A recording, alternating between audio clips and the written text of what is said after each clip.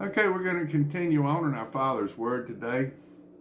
This is Isaiah 57, verse 2. He shall enter into peace. They shall rest in their beds, each one walking in his uprightness. But draw near hither, ye sons of the sorcerers, the seed of the adulterer and the whore. Against whom do ye sport yourselves? Against whom make ye a wide mouth and drawn out the tongue? Are ye not children of transgression, a seed of falsehood, inflaming yourselves with idols under every tree, slaying the children in the valleys under the cliffs of the rocks? Among the smooth stones of the stream is thy portion. They then are not thy lot. Even to them hast thou poured a drink offering. Thou hast offered a meat offering. Should I receive comfort in these? Upon a lofty and high mountain hast thou set thy bed. Even thither wentest thou up to offer sacrifice. Behind the doors also and the post hast thou set up thy remembrance. For thou hast discovered thyself to another than me, and art gone up. Thou hast enlarged thy bed, and made thee a covenant with them. Thou lovest their bed where thou sawest it. And thou wentest to the king with ointment, and did increase thy perfumes, and did send thy messengers far off, and did debase thyself even into hell. Thou art weary in the greatness of thy way, yet sayest thou not, there is no hope, and that thou hast found the life of thine hand, and therefore thou wast not grieved. And of whom hast thou been afraid or afeared? That thou hast lied and hast not remembered me, nor laid it to thy heart. Have not I held my peace, even of old, and thou fearest me not? I will declare thy righteousness and thy works, for they shall not profit thee. When thou criest, let thy companies deliver thee, but the wind shall carry them all away. Vanity shall take them. But he that putteth his trust in me shall possess the land, and shall inherit my holy mountain, and shall say, cast ye up, prepare the way, take up the stumbling block out of the way of my people. And thus saith the high and lofty one, that inhabiteth in eternity, whose name is holy.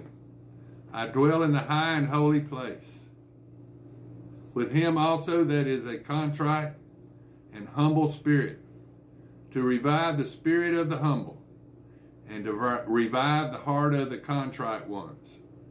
For I will not contend forever, neither will I always wroth. For the spirit should fail before me, and the souls which I have made. For the iniquity of his covetousness was I wroth, and smote him. And I hid me, and was wroth, and he went on frowardly in the way of his heart. I have seen his ways, and will heal him. I will lead him also, and restore comforts unto him and to his mourners. I create the fruit of the lips, peace, peace to him that is far off, and to him that is near, saith the Lord, and I will heal him. But the wicked are like the troubled sea, when it cannot rest, whose waters cast up mire and dirt.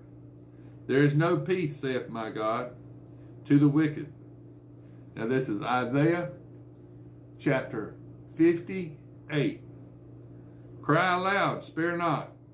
Lift up thy voice like a trumpet, and show my people their transgression, and the house of Jacob their sins. Yet they seek me daily, and delight to know my ways, as a nation that did righteousness, and forsook not the ordinance of their God. They ask of me the ordinances of justice. They take delight in approaching to God. Wherefore have we fasted, say they, and thou seest not? Wherefore have we afflicted our souls, and thou takest no knowledge? Behold, in the day of your fast you find pleasure, and exact all your labors. Behold, ye fast for strife and debate, and to smite with the fist of wickedness. Ye shall not fast as ye do this day, to make your voice to be heard on high. Is it such a fast that I have chosen? A day for a man to afflict his soul? Is it to bow down his head as a bulrush, and to spread sackcloth and ashes under him? Wilt thou call this a fast, and an acceptable day to the Lord? Is not this the fast that I have chosen?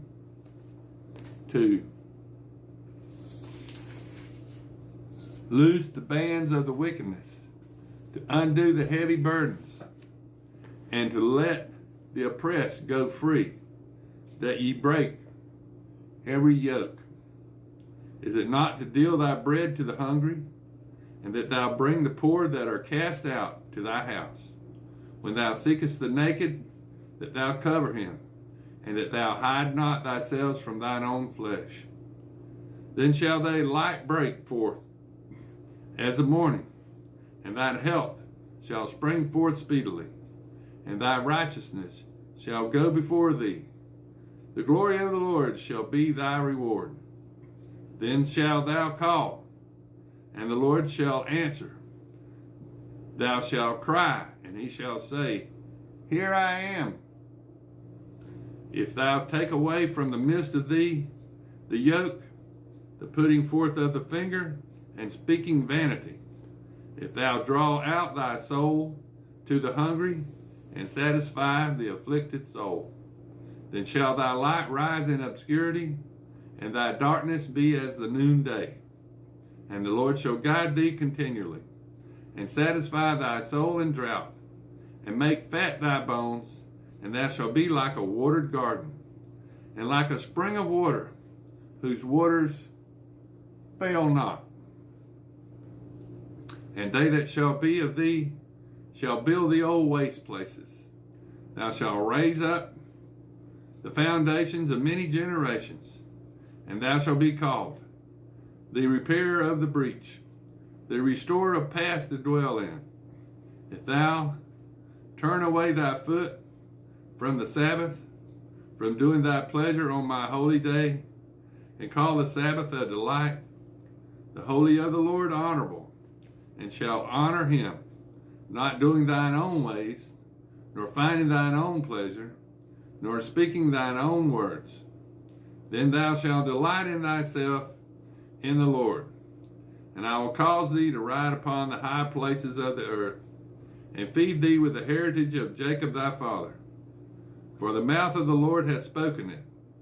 Now this is Isaiah chapter 59.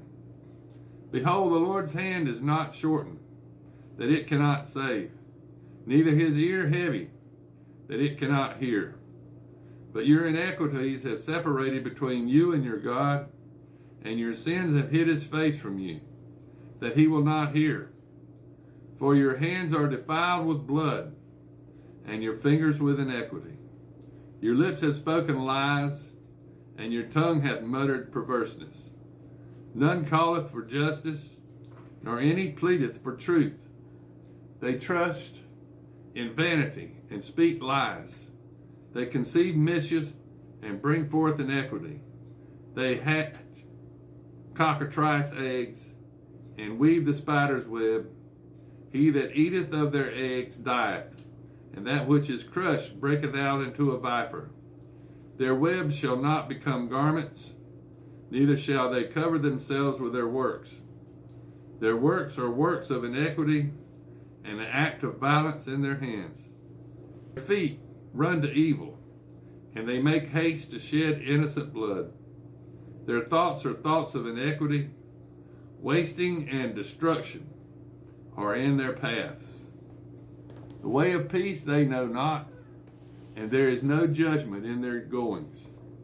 And they have made their crooked paths. Whosoever goeth therein shall not know peace.